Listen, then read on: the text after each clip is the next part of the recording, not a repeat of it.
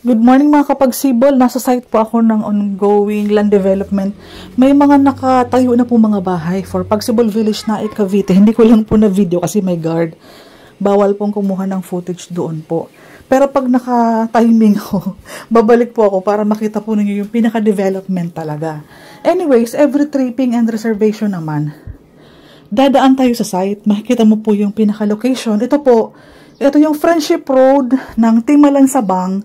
Pag binagtas mo to, ang labas mo is Governor's Drive, boundary ng 13. Doon naman sa may police substation ng Naik Cavite, yung sa Timalan, doon naman po ang Antero Soriano National Road or yung National Highway. May mga dumadaan pong bus doon.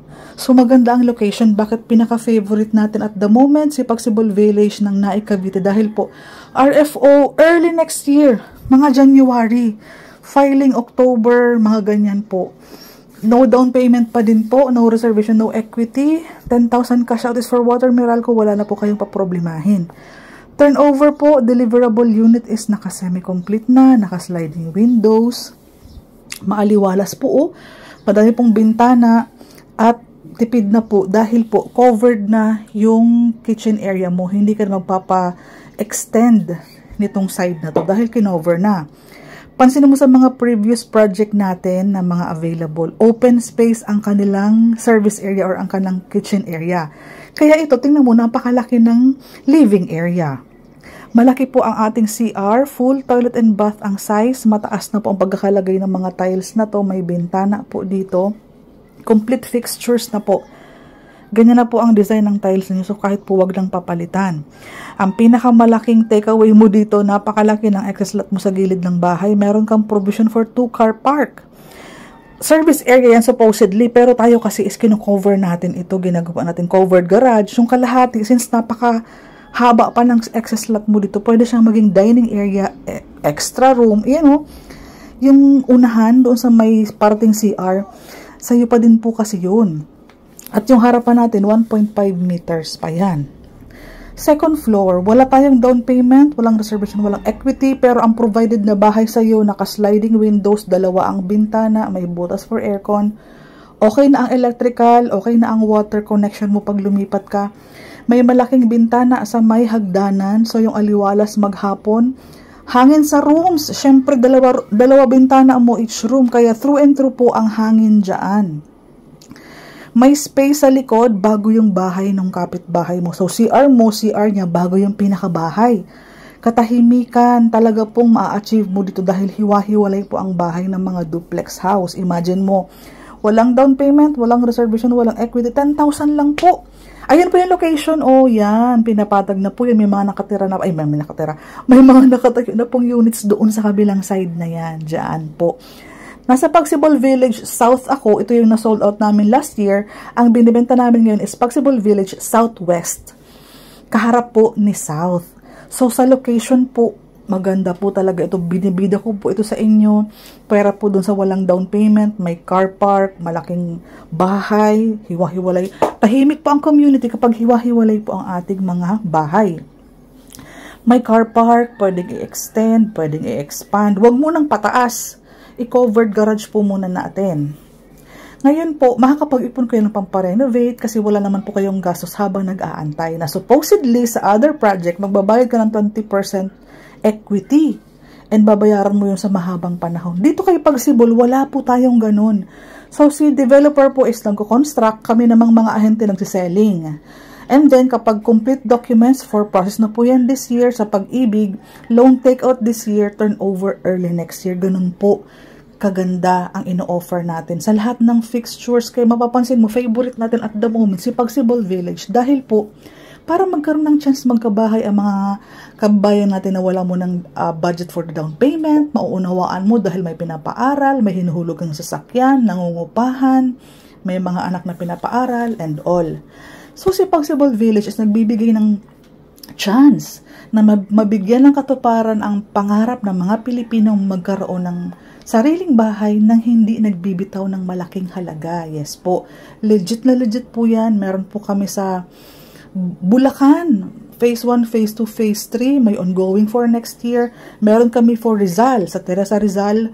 First time po ninyo sa Rizal magkakaroon ng Pagsibol Village na walang down payment with the same features po ng pinapakita kong bahay.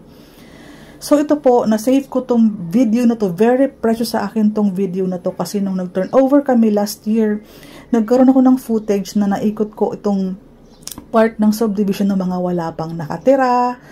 Mga for turnover pa lang sila last year. So ito po, nag-ongoing po ang kanilang pagre-receive ng susi. So makikita mo ang ganda ng mga color, hiwa-hiwalay talaga po siya, malalaki po ang kalsada, may malaking space talaga yung gilid, legit na legit po yan. Dahil hindi po ito ang unang beses na nagbenta kami ng Pagsibol Village.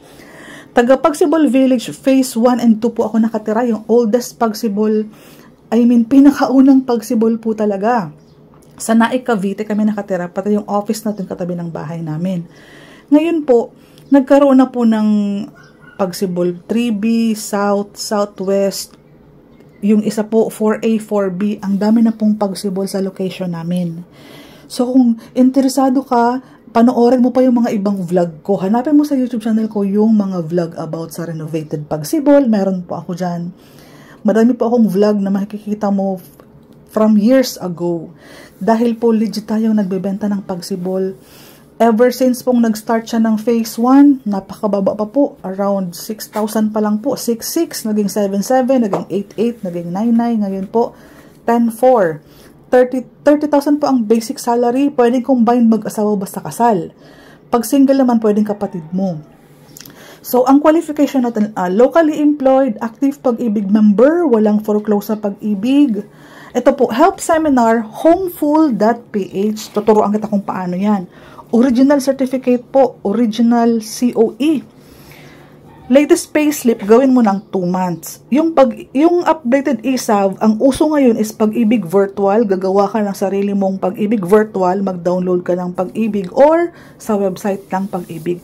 Proof of TIN, dapat TIN ID. Back-to-back copy ng mga ID, mga primary ID, para PhilHealth. Okay po. Back-to-back naman po, i-Xerox mo po yung mga government ID mo,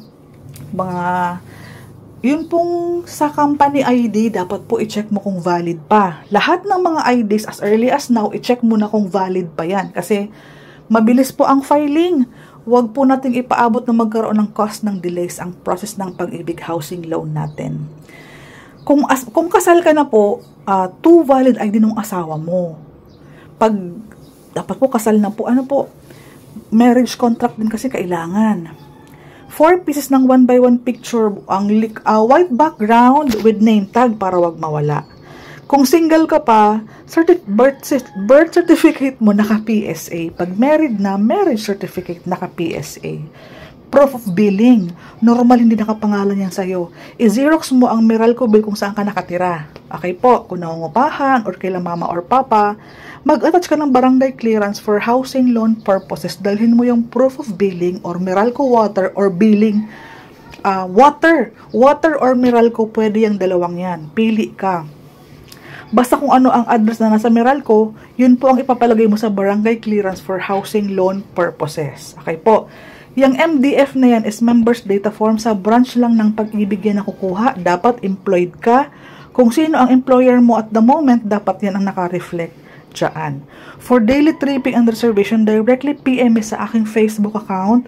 Taga dito po ako, Cindy Bernal Hapil, Division Manager po ako Cavite Group ng Dream House. Dito po ako nakatira. Daily po kami open sa office, 7 AM to 7 PM. Pwede po namin kayo. Yes. Salamat!